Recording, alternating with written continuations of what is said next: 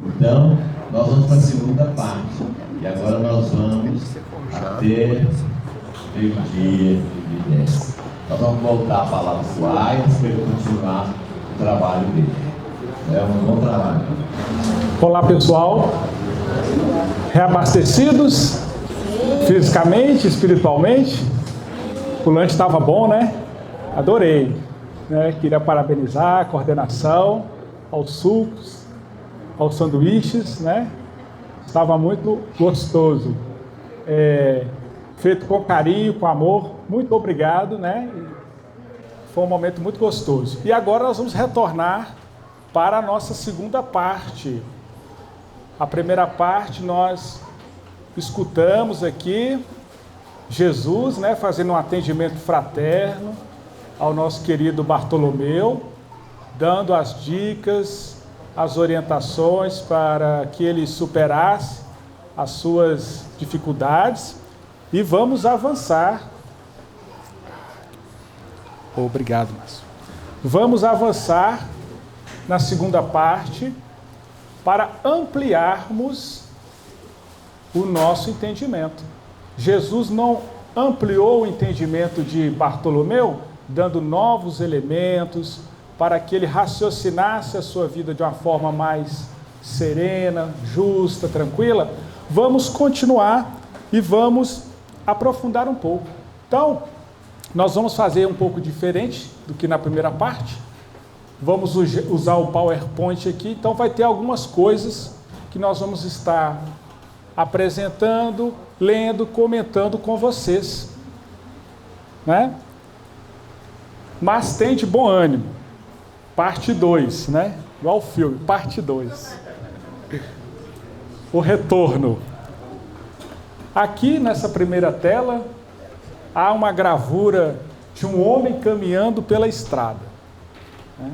Há um homem aí caminhando pela estrada, que é a estrada da vida. E colocamos alguns elementos destacados em quadrados, em retângulos, né? Alguns itens que a gente acha interessante que nós podemos agregar aquilo que Jesus disse a Bartolomeu. Então aqui no primeiro quadrinho, né, nesse quadrinho verde, nós colocamos ele em primeiro lugar, propositadamente, que é o quadrinho da prece. Depois nós vamos ver o quadrinho ali da vontade. Na sequência, o do esforço próprio. E depois, perseverança, que é o esforço próprio continuado. E por último, mudança de paradigma, ou mudança de mentalidade, mudança de padrão mental. Colocamos esses elementos aqui, que nós pensamos que, analisados, refletidos, pode ampliar mais ainda o nosso entendimento. Então a prece, nós trouxemos um trechozinho do Evangelho que começa assim: pela prece, o homem chama para si o concurso dos bons espíritos, que vem sustentá-lo nas suas boas resoluções. Inspirar-lhes bons pensamentos, adquire assim a força moral necessária para vencer as dificuldades. Ou seja, vamos acrescentar à nossa bagagem o componente da prece, da oração. É importante ter bom ânimo, coragem, estar feliz, mas o componente da prece é fundamental. É fundamental. Por quê? O que Deus concederá, se dirige a Ele com confiança, é a coragem, a paciência e a resignação. O que concederá ainda são os meios de sair por si mesmo das dificuldades, com a ajuda das ideias que são sugeridas pelos bons espíritos.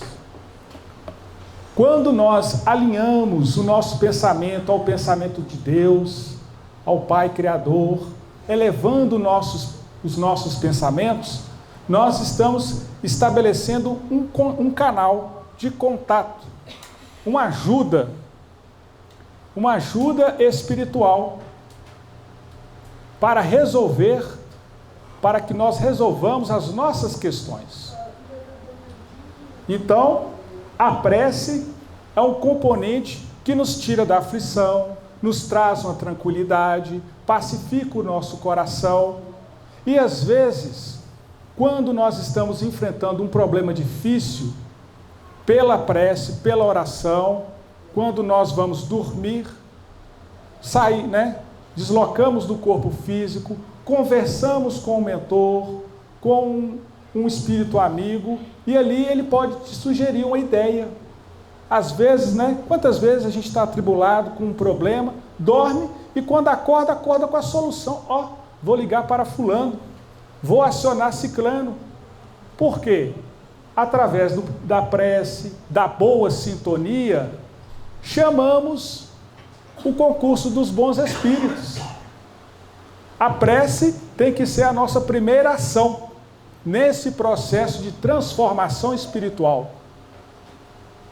A boa sintonia, os bons pensamentos e a prece de manhã, durante o dia, pelo percurso que nós realizamos, à noite, ao deitar.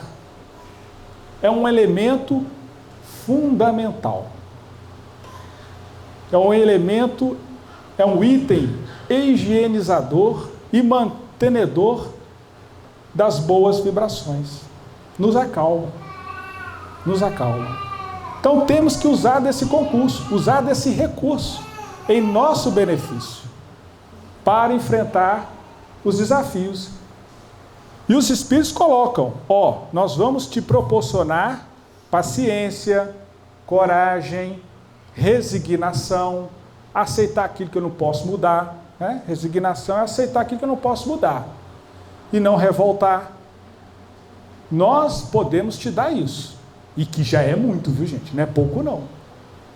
Não se revoltar, não perder o equilíbrio diante da luta, como diz no Evangelho, não tem vitória maior do que permanecer calmo diante da luta.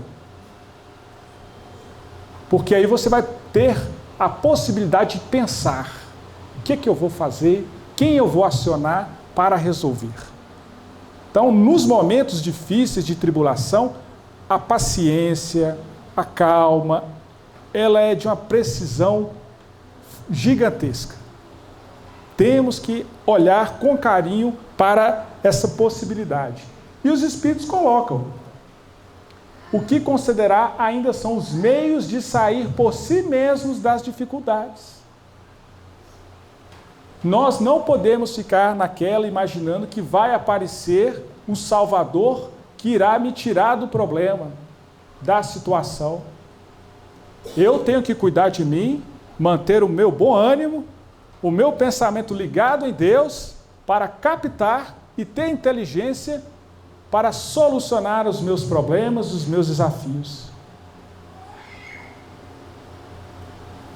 Então aqui já deixa a orientação. Nós é que vamos resolver os nossos próprios problemas. Podemos compartilhar, dividir, ter as ideias, mas quem carrega somos nós.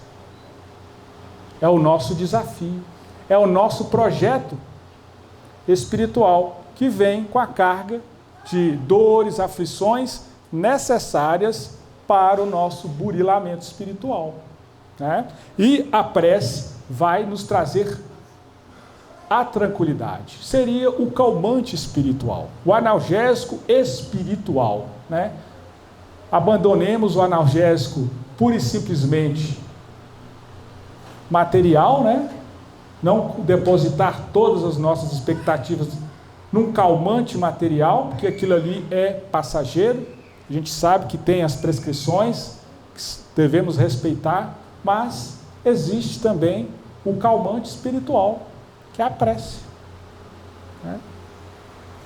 E aqui, do livro O Problema do Ser, do Destino e da Dor, nós trazemos a ideia da vontade. Leon Denis, né? Leon Denis é um livro fantástico que a programação do evento sugeriu, né? E tem um capítulo intitulado As Potências da Alma, a vontade. E sem a vontade, nada acontece.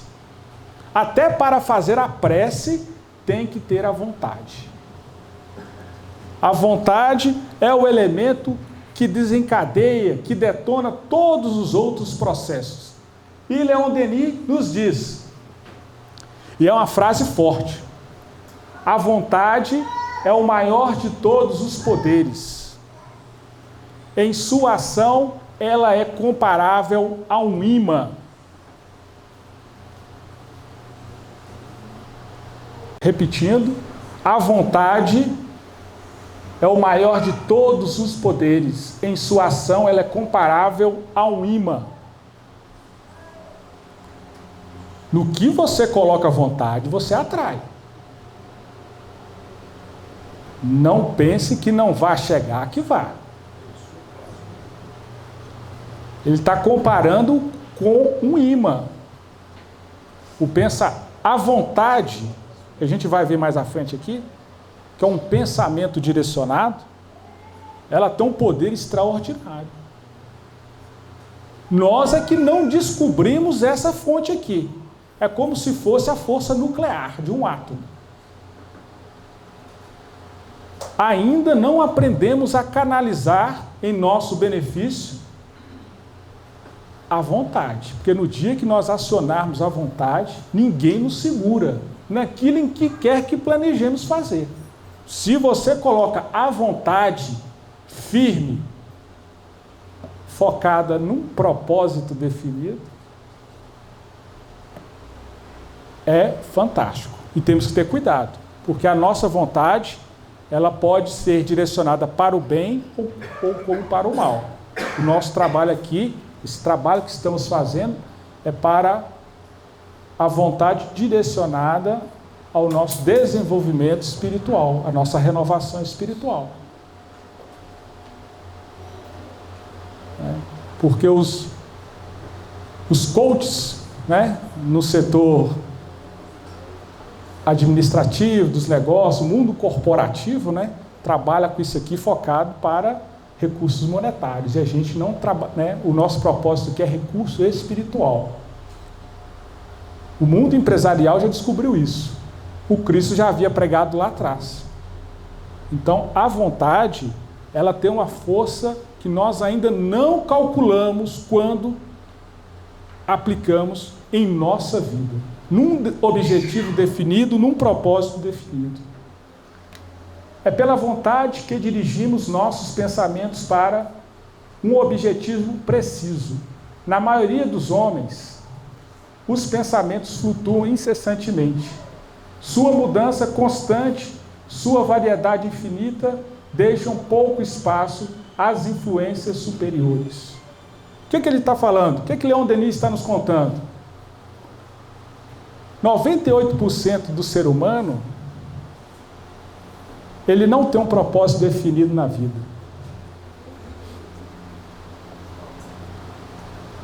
Segundo os neurologistas atuais, nós temos de 60 a 100 mil pensamentos por dia.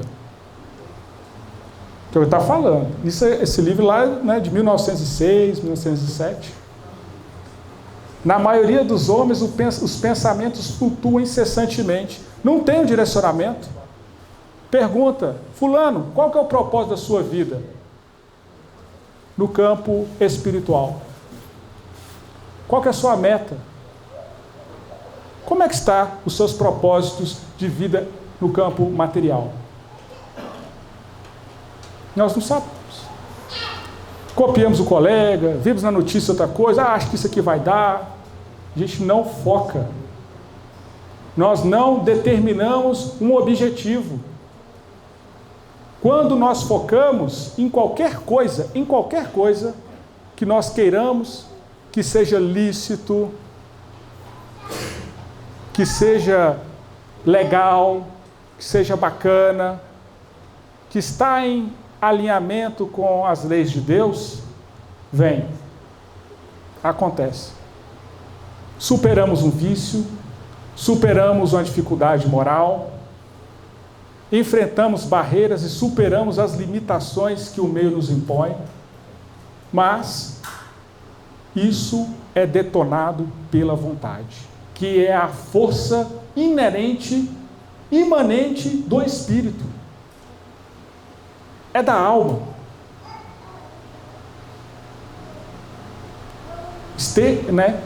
Estar com bom ânimo. Desculpa, gente. Não. Estar com bom ânimo é manter essa vontade operosa em nosso favor, em nosso bem. É preciso saber concentrar-se por seu eu em consonância com o pensamento divino. A nossa mente é uma mente tumultuada. Pensamos zilhões de coisas. Maquinamos 1000 coisas. Ruminamos 1000 situações. Não serve para nada. Nós não definimos a nossa mente num propósito definido, alinhado com a vontade do Pai. Desde um simples curso, uma simples atividade, quando definimos, eu vou fazer, vou trabalhar, vou superar, é legítimo, está em consonância com a lei divina, as circunstâncias começam a agitar em seu benefício. Mas temos que aprender a alinhar a nossa vontade a algo edificante. Tem um caso interessante dessa doutora Carol, né? Caroline, em inglês, né? Carol, português. Carol Dweck, ela é PhD, formada em Psicologia Social e Psicologia do Desenvolvimento. Ela é professora da Universidade de Stanford, na Califórnia. Ela, quando jovem, na universidade, ela tinha uma grande questão. A doutora, quando jovem, era obcecada pela ideia de compreender como as pessoas lidavam com o fracasso. Queria saber como é que as pessoas lidam quando tentam um empreendimento e dá tudo errado. Qual que é a reação delas? Ela queria estudar, catalogar os comportamentos diversos. E aí ela imaginou fazer um teste, um quebra-cabeça. Um quebra-cabeça. O que ela fez? Selecionou uma turminha de meninos, meninas de 11 a 12 anos, convidou para a escola que ela trabalhava, e ali tinha uma sala lúdica, igual tem aqui nos Caminhos para Jesus, né? Aquelas salas bonitas, cheias de brinquedos e tal, EVA no chão, né? Você rolar ali. E ela colocou quebra-cabeças, dos mais fáceis aos mais complexos. E um a um, ela deixou os meninos ali, né? Chamava um e pedia, vai resolvendo os quebra-cabeças aí. Só que não passava informação, ó. Tem fácil, médio e muito difícil. E ali os meninos iam, montando os quebra-cabeças, e quando chegava nos difíceis, eles desistiam, abandonavam. E foi fazendo. Lá pelas tantas, quando ela estava observando a cena, tinha um menino de 12 anos. Ele pegou as peças daquele quebra-cabeça complexo, difícil, não iria conseguir montar, pôs as peças sobre a mesa, tentou uma vez, 2 vezes, 3 vezes, nada. Aí ele puxou a cadeira, esfregou as mãos. Nossa, até que enfim encontrei algo complexo. Me senti desafiado. Ele passou, chamou outros. Aí veio uma mocinha, na mesma situação, ela olhou para aquele quebra-cabeça difícil, falou, nossa Senhora, até que enfim, agora eu vou poder compreender e aprender uma coisa nova. A doutora ficou assustada, porque ela imaginava o seguinte, ou a pessoa sabia lidar com o fracasso, ou não sabia. Mas ela nunca imaginou que alguém gostasse daquela situação difícil, que se sentisse estimulada a tentar decifrar. E aí ela colocou a questão, o que eles sabiam? O que passava na mente deles? E ela escreve, sabiam que as qualidades humanas, tais como as habilidades intelectuais, podem ser melhoradas por meio do esforço. Do esforço. E era isso que estavam fazendo, tornando-se mais inteligentes. Não apenas o fracasso não as desestimulavam, como nem sequer imaginavam que estivesse fracassando. Achavam que estava apenas aprendendo. Olha que interessante. Às vezes, nós vamos realizar, né, uma tarefa, configurar o WhatsApp, né? Você tenta uma, tenta duas, compartilhar foto, né? Você vai na terceira, isso é muito difícil. Isso não é para mim, não. Para essas crianças, elas se sentiriam empolgadas, porque na cabeça delas, elas estariam aprendendo. Não está preocupado se fracassou uma, duas. Não estão pensando nisso. E quantas vezes nós nos sentimos fracassados, nos martirizamos, fechamos uma porta em definitivo, porque tentamos uma, tentamos duas, tentamos três vezes, e a gente decreta, isso não é para mim.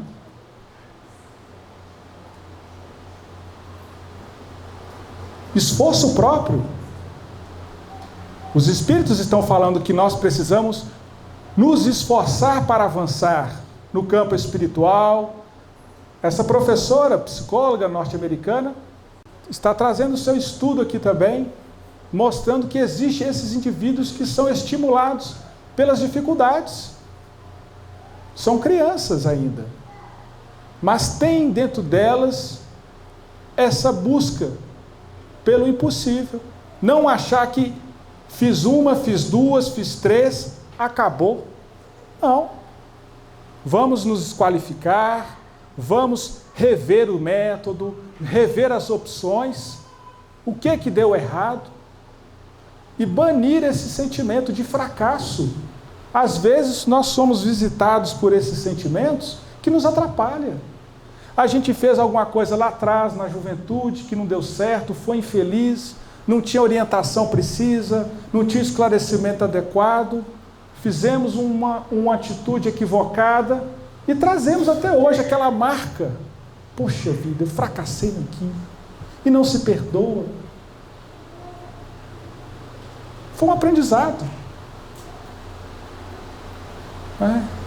Então, esse olhar, tirando esse peso, acreditar que as possibilidades podem ser renovadas, é fundamental.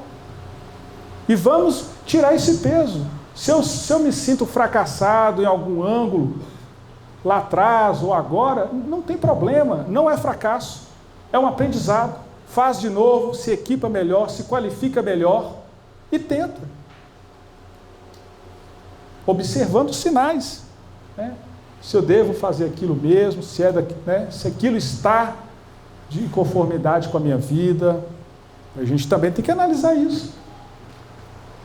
E nessa pesquisa dela, ela avançou, muitos anos depois, continuando na tarefa, na pesquisa, dando aula, ela identificou 2 tipos de indivíduos: pessoas de mentalidade fixa, como ela fala, como ela denomina, e pessoas de mentalidade do crescimento. As pessoas de mentalidade fixa, ela coloca, Pessoas que acreditam que suas qualidades são imutáveis, criam a necessidade constante de provar a si mesmas o seu valor. Ou seja, ela está sempre polindo, ilustrando aquilo que ela domina. Mas se errar, acabou. Tomba. Porque não está aberta ao novo. Ela só enfatiza aquilo que ela sabe. Aquilo que ela não domina, ela sempre esquiva. Porque sabe que vai revelar um ângulo limitado da personalidade, do jeito dela. E tem os outros. Mentalidade do crescimento. Se baseia na crença de que você é capaz de cultivar suas qualidades básicas por meio dos seus próprios esforços. Ele não está preocupado se ele fracassou. Fracassou? Tenta de novo. Perde esse rótulo, né? Essa palavra pesada. A palavra pesada, né? Fracasso é uma conotação pejorativa, traz um peso. Então as pessoas, ela identificou que tinha essas pessoas aqui, que eram aquelas crianças que não conseguiam montar o quebra-cabeça, mas se sentiam estimuladas. Engraçado, eu estava lendo uma reportagem lá nos Estados Unidos. Isso está muito alinhado com o que eles pensam lá ultimamente, lá naquela região, né, da Califórnia, que tem aquelas empresas tecnológicas lá. E o que eles estão observando para contratar as pessoas, as grandes empresas, né, de tecnologia? Às vezes chegava o indivíduo com um currículo impecável.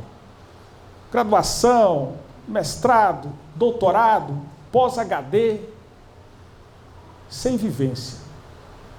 Aí tinha um outro lá,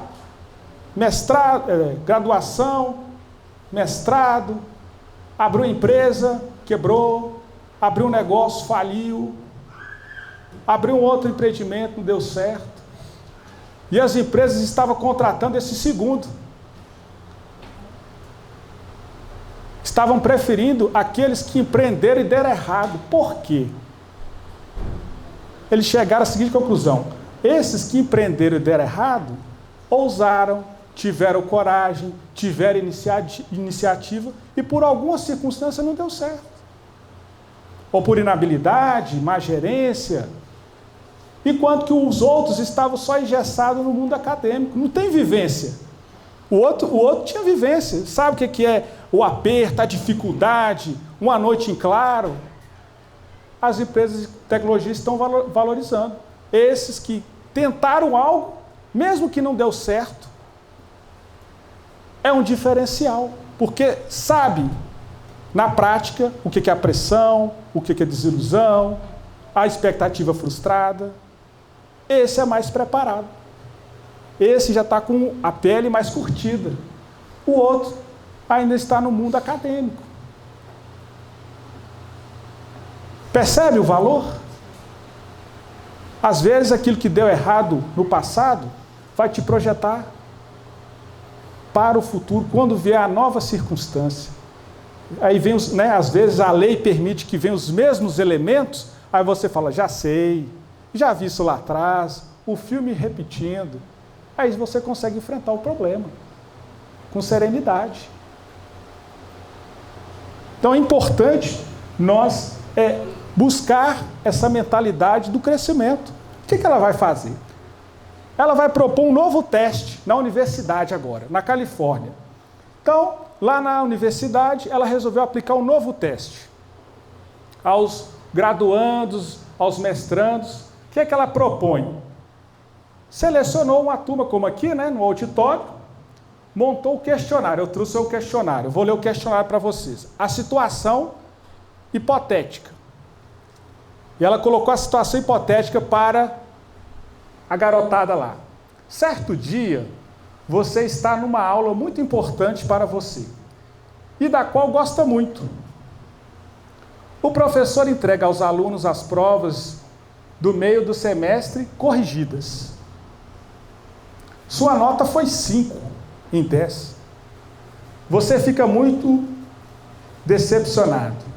Naquela tarde, ao voltar para casa, descobre que seu carro foi multado no estacionamento em local proibido. Completamente frustrado, você telefona para seu melhor amigo para compartilhar tudo o que lhe aconteceu, mas ele não lhe dá muita atenção. Nossa Senhora, que dia difícil, né? Estava na aula, tirou nota baixa, abaixo da média, de cabeça baixa, se arrastando para pegar o carro, já tinha lá aquele papel, né? Pregado lá no para-brisa, você já vai ver, vai, meu Deus, é uma multa. E vai compartilhar a história com o amigo nem dá bola. Bate aquele sentimento, né? De frustração, de desânimo. Nossa Senhora, hoje o dia terrível. Tudo ruim. E aí a doutora aplicou esse teste. Na turma, ela sabia. Tinha aqueles com a mentalidade fixa e aqueles com a mentalidade do crescimento, né? E a turma da mentalidade fixa, sem saber, ela colheu as respostas. Olha o que eles... Ela colocou a resposta, né? O que vocês acham do dia de hoje? E aqueles que têm a mente fixa, que se achavam, né? Que tinha que mostrar tudo que sabia, diante da circunstância, eles colocaram: a minha vida é lamentável. Alguém lá em cima não gosta de mim. A vida é injusta e todos os esforços são inúteis. Nada de bom me acontece.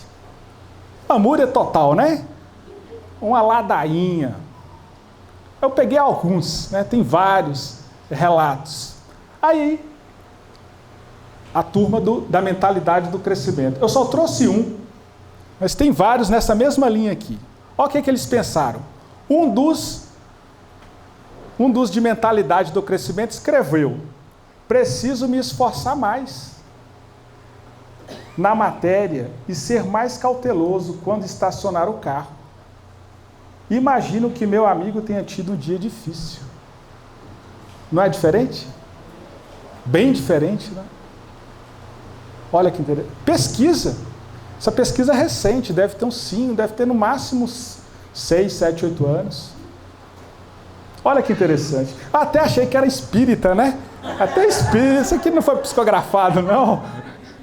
Tá tão bonitinho, né? Parece texto espírita, né? Preciso me esforçar mais na matéria e ser mais cauteloso quando estacionar o carro. Imagino que meu amigo tenha tido um dia difícil. Olha a mentalidade diferente. E a doutora perguntou, né? Ficou claro. Professora Carol, vou ler aqui. Perdão, mas houve morte e destruição ou simplesmente uma nota baixa, uma multa e um telefone desagradável? Ela pergunta. Para de fazer drama. Não é? Ou seja, poderia ser pior. Você poderia ter tirado a nota 3 na última prova do ano, aí não tem como você fazer, né? E não foi 5 na prova do semestre, do final do primeiro semestre. Ou seja, ela colocou de propósito: a pessoa tem um semestre para estudar e recuperar a nota. O indivíduo sofreu uma multa, poderia ter atropelado alguém, ou até matado alguém. E foi só uma multa. E teve um telefonema de um colega desatento. Às vezes, a pessoa poderia ter te ignorado ou ter sido descortês e não foi. Percebe o nosso olhar? Às vezes, o que acontece quando vários eventos ruins acontecem na nossa vida, a gente tem uma tendência né? Nós temos uma tendência catastrófica de ver as coisas. O que aconteceu? Uma nota baixa no meio do ano, perfeitamente recuperável, uma multa, poderia ter sido algo pior, e um amigo desatento. Mais uma vez, a mudança de mentalidade.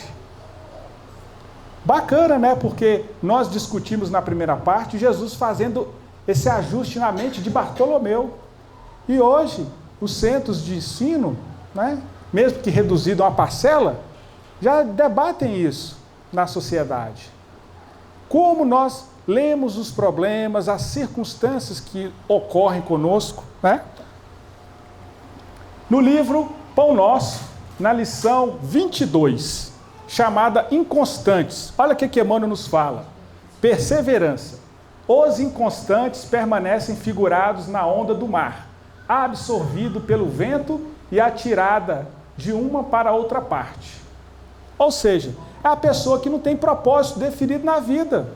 Para qual lado que o vento bate, ele vai. São chamados de inconstantes. Ou seja, falta o espírito de perseverança no que faz. Olha o que Emmanuel acrescenta nessa mensagem. Quando servires ou quando aguardares as bênçãos do alto, todo mundo aguarda, né, gente? Uma bênção, uma graça, um acontecimento. Quem de nós, né? Não te deixes conduzir pela inquietude doentia.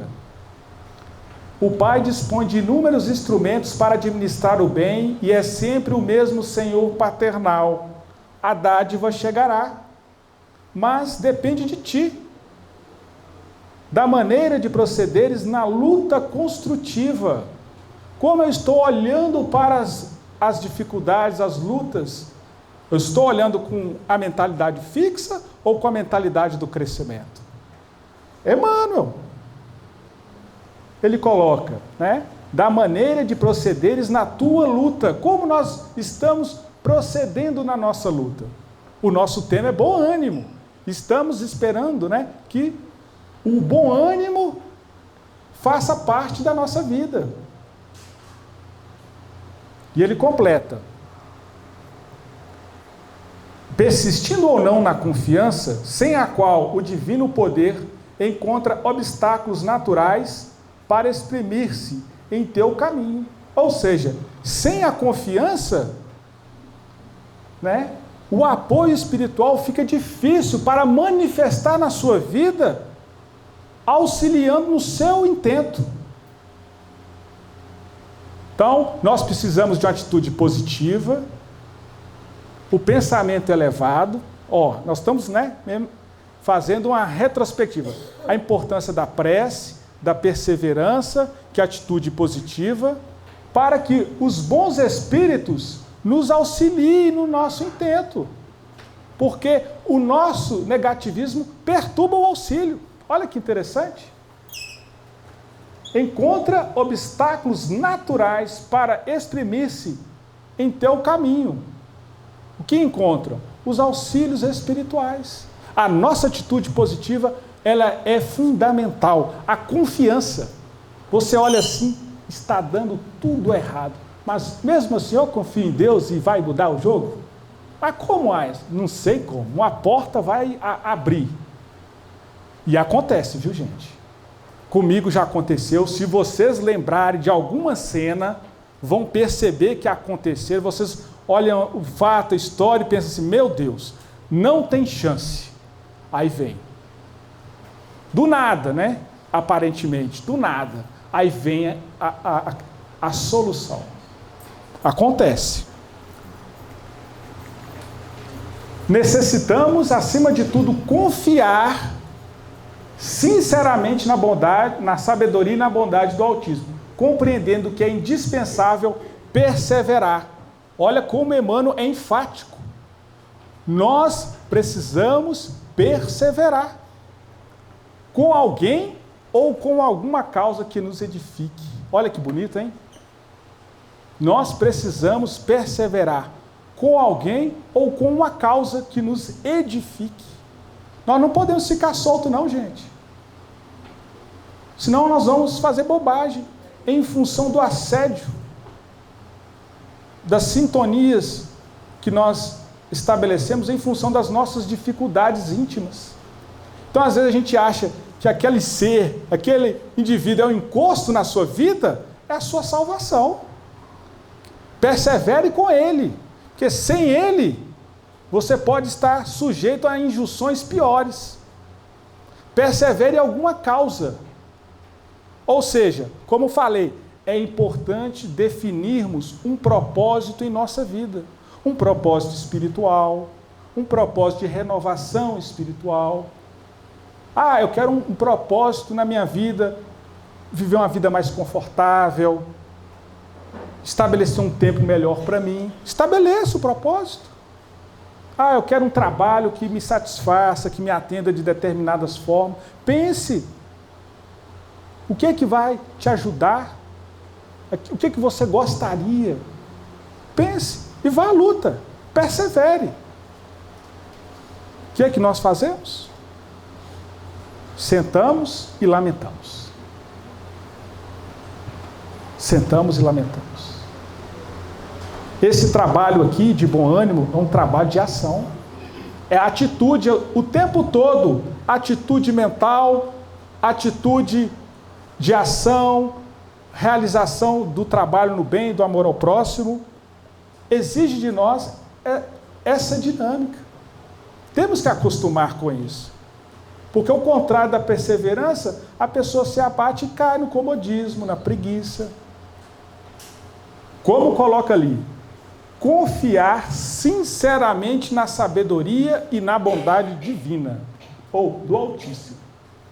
E aqui nós temos, muitos de nós somos bons iniciadores, mas péssimos finalizadores. De todas as coisas que começamos, além do que as pessoas estão inclinadas a desistir aos primeiros sinais da derrota. Não há substituto para a perseverança. Não, fiquei até com medo. Ou persevera. Não tem desculpa.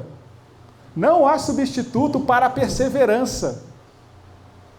A pessoa que faz da persistência sua palavra-chave descobre que o velho senhor fracasso finalmente se cansa e vai embora. O fracasso não é capaz de enfrentar a persistência, né? Ele é a persistência.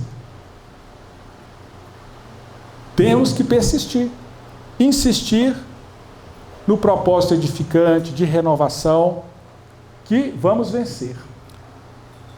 Olha que interessante, mudança de paradigma. Algumas coisas na nossa vida, né? Alguns problemas, algumas situações, elas não serão resolvidas no mesmo plano em que se deu o problema. Eu citei isso no primeiro horário, né? Palavra do Einstein. Mas a mudança de paradigma foi um termo muito comum lá nos anos 90, quando começou a surgir ISO 9000, certificação de empresa, né? Foi quem era da época, era pequeno, viu, gente? Era pequenininho, viu? Qualidade total, 5S, né? 5S, isso era de lá de trás. Mas serve pra gente. O que acontece? A mudança de paradigma foi aquilo que Bartolomeu sofreu, né?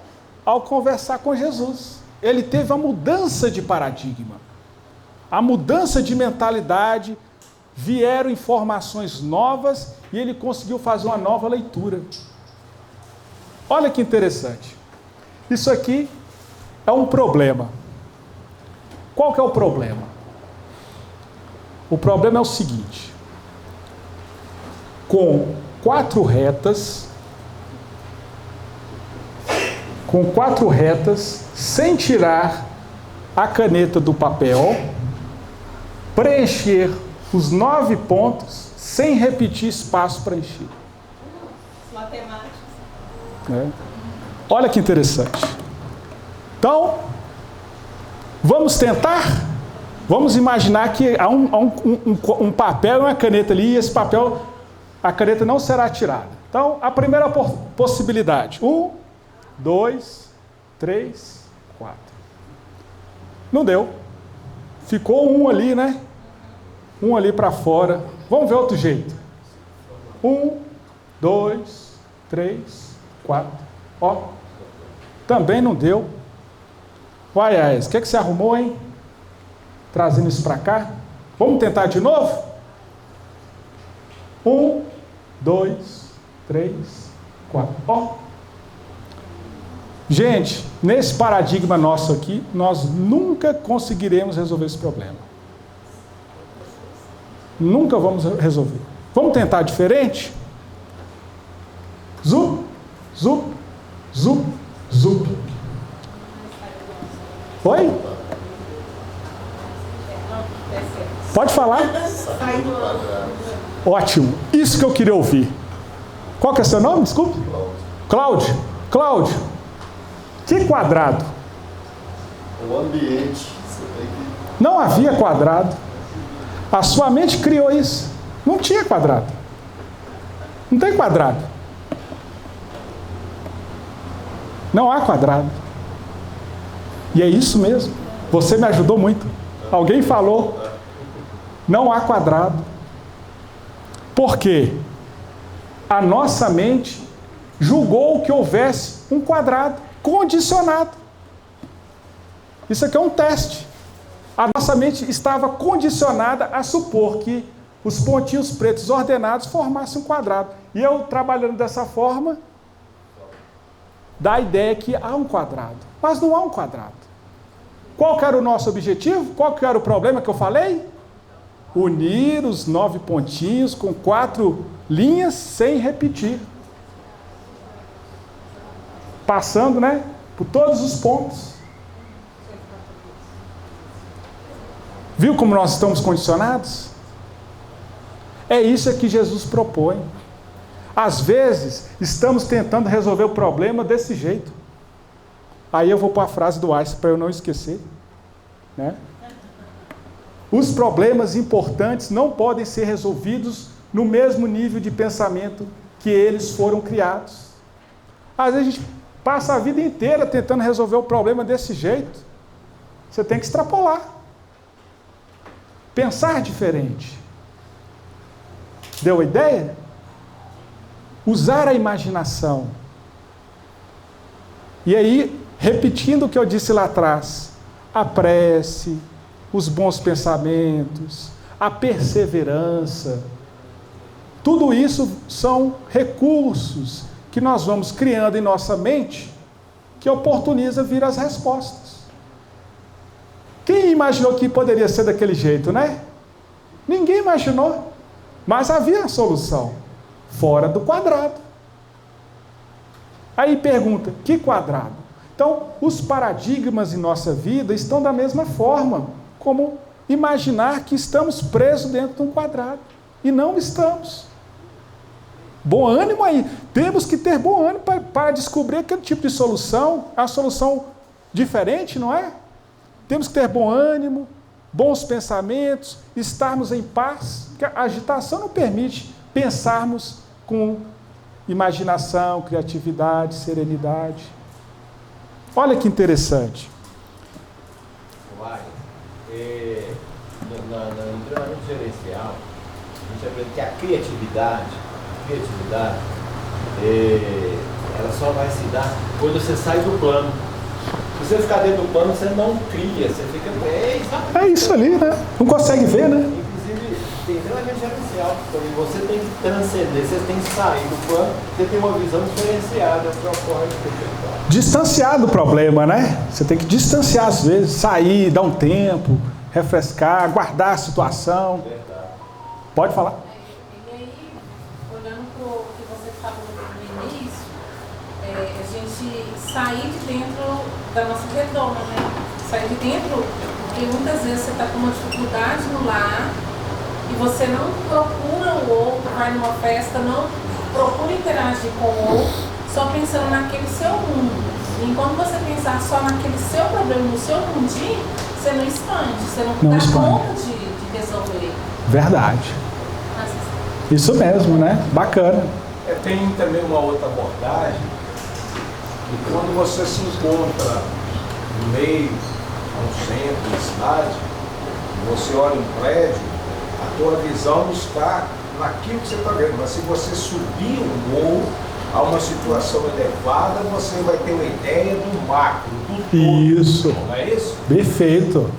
É a visão ampla, né? Sair do plano. E nessa dinâmica, eu até trouxe aqui uma historinha, né? Que envolveu isso, uma história real de relógios, para a gente ter uma ideia. No ano de 1979, a Suíça dominava 90% da produção de relógios refinados, caros, né? Os famosos relógios suíços. Fininho, Cartier, Rolex, né? Rolex, Patek Philippe, né? Então são as marcas aí caríssimas. O que aconteceu? No ano de 1979, na Suíça havia 65 mil trabalhadores na indústria do relógio. Se você perguntasse a qualquer um naquela época, por quantos anos dominaria a Suíça o mercado de relógio? No mínimo por mais 50 anos. São mestres. Relógios precisos, bem feitos, bem acabados, muito refinados, né? Mais 50 anos. Dominar o mercado aí tranquilo. Em 1982, eles lançaram o relógio eletrônico, né? O famoso Cássio, 50 metros, né? Profundidade, 200 metros. Ninguém mergulha 2 metros, né? Quanto mais metro de profundidade, melhor, mais imponente. Então, em 1982, o Japão e os Estados Unidos lançaram o relógio eletrônico. A Seiko no Japão e a Texas Instruments nos Estados Unidos. E em 1982 havia na Suíça 15 mil trabalhadores no ramo de negócios. Em 3 anos eles perderam 50 mil trabalhadores. Antes de lançar o relógio eletrônico, 90% do lucro do mercado mundial de relógios finos pertenciam à Suíça.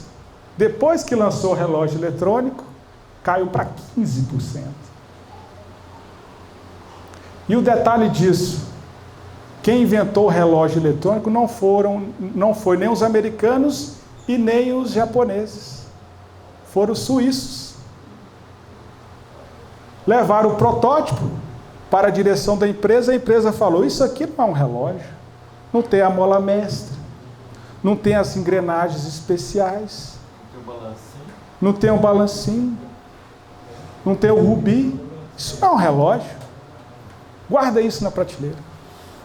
A coisa vazou, chegou no mercado americano e no mercado japonês e eles lançaram por $10. Sabe qual que era a precisão? De acordo com os técnicos, eu não conheço muito, né, que eu vi a história.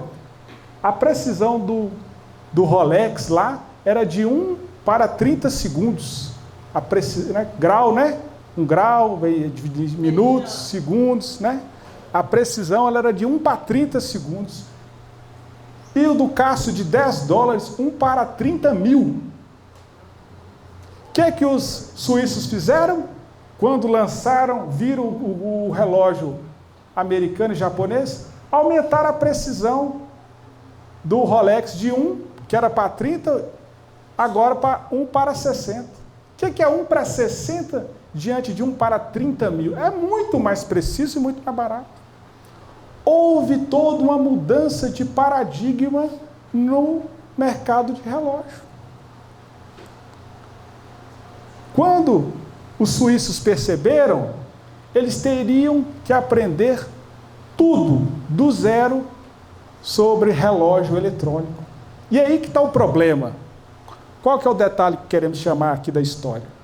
Quando nós mudamos, abrimos mão de um paradigma, de um padrão de comportamento e vamos iniciar outro, temos que voltar e começar, muitas vezes, do zero. E ninguém quer.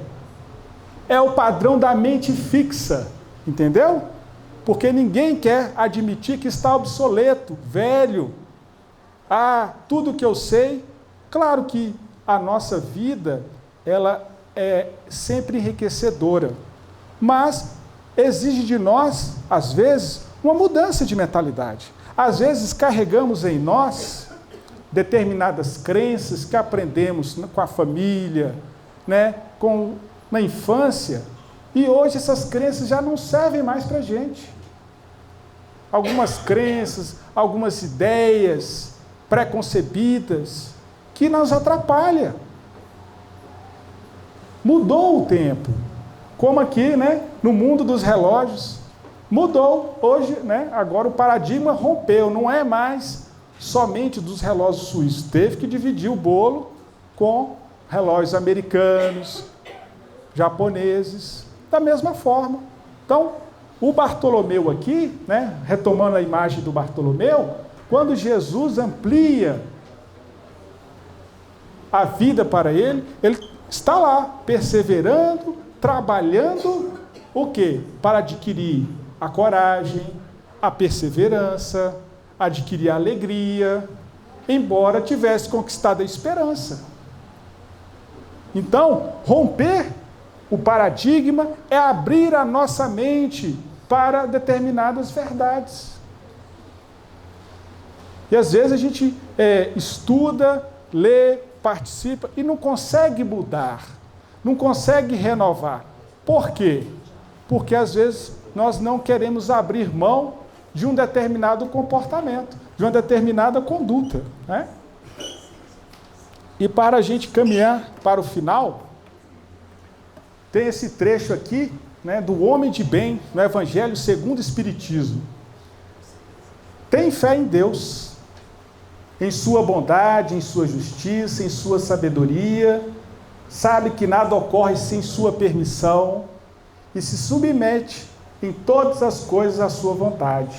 Tem fé no futuro, por isso coloca os bens espirituais acima dos bens temporais. Sabe que todas as vicissitudes, as atribulações da vida, todas as dores e todas as decepções são provas e expiações, e as aceita sem murmurar. Isso está lá, né, no homem de bem, no Evangelho segundo o Espiritismo. É um padrão, porque ele não se perturba, ele já sabe que tem essas dificuldades, mas tem fé em Deus, tem fé em si mesmo, no futuro, e vai aceitando as circunstâncias da vida e vai trabalhando, laborando o que tem que ser mudado, o que ele quer implementar, nos dá essa autonomia. Às vezes a gente vive uma vida que a gente não escolhe, não sabe o que quer. É essa autonomia espiritual que o Cristo quer de nós. Mas temos que saber fazer as perguntas, identificar os nossos erros, onde estamos fraquejando, onde precisamos reforçar com a perseverança, com o esforço próprio. Não desanimar. Nunca podemos desanimar. Isso é fundamental, né? E para encerrar, né, assim, como é interessante e como nós somos ajudados. Eu vou contar um caso que aconteceu comigo, mas que acho que muita gente passou por essa situação, né? Alguns aqui passaram com certeza essa situação. Olha como nós somos ajudados espiritualmente numa questão material. Em 2007, eu fui tirar minha carteira de motorista. Aí eu comprei, né, fiz as aulas lá, fui para o primeiro exame, lá em Venda Nova. A moça pediu para que eu fizesse uma baliza de ré. Eu não consegui parar o carro, porque a perna tremia tanto. Ela falou, meu filho, vai para casa, você está tremendo demais. Não consegui, a perna tremeu, gente, parece que a perna teve vida própria. A perna foi possuída, que eu não sei o que aconteceu. A perna teve vida própria. Eu não consegui fazer a meia embreagem de ré. Mas no primeiro exame, a examinadora ficou com dó, né? Tadinho, né? Volta, reprovado. Aí, comprei mais 10 aulas, fiz mais 10 aulas, fui fazer o exame de novo, lá em Venda Nova. Cheguei lá, fiz o trajeto todo, O examinador pediu para que eu virasse à esquerda, era uma leve subida, e desenvolvesse o carro.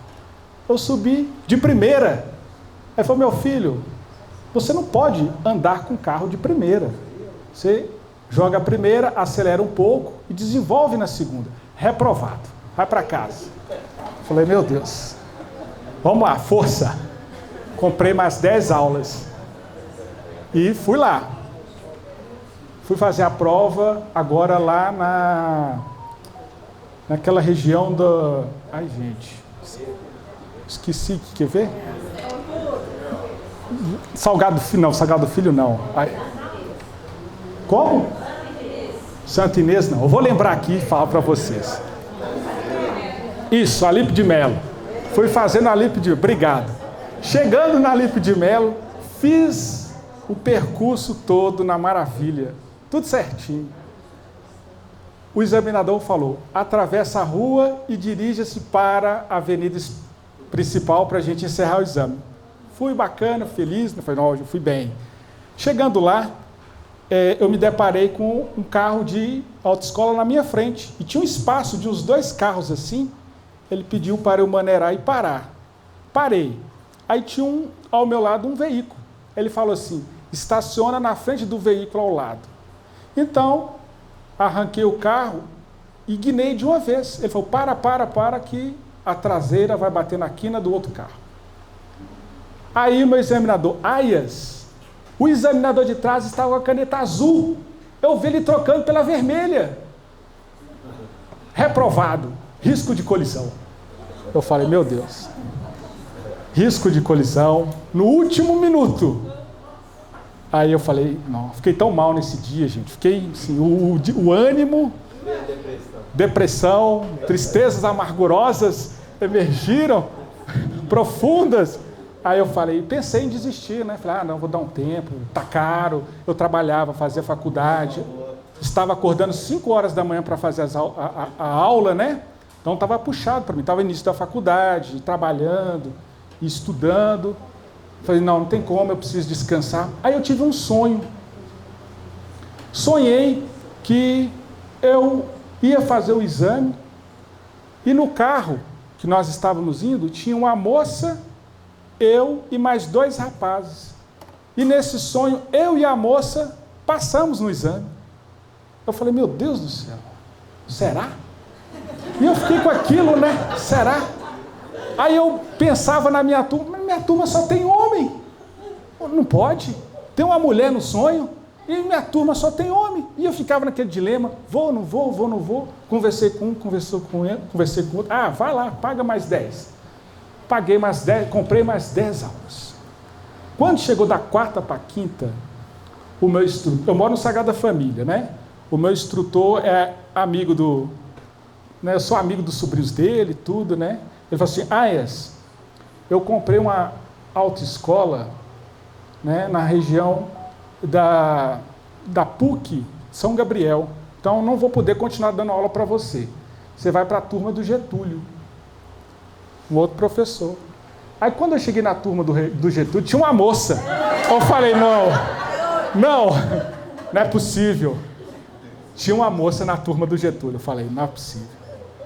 Aí eu fiz mais 4 ou 5 aulas, nós fomos para o exame. Eu, a moça e 2 rapazes. Falei, não é possível. E fomos novamente para a região de Venda Nova, no mesmo local do primeiro exame. E lá tem a Praça Grande, né? Do lado tem uma escola. Aí foi os 2 rapazes. Oi? Como? Cinebu? Tá. Isso. Chegando lá, os 2 rapazes fizeram, né? Cada um o seu tempo. Reprovado. Falei, nossa senhora. Reprovado. Foi a moça, passou. Eu falei, não. Agora está no meu esforço próprio. O sonho veio. Está no meu esforço próprio. Deu 11h30, gente. 11h35.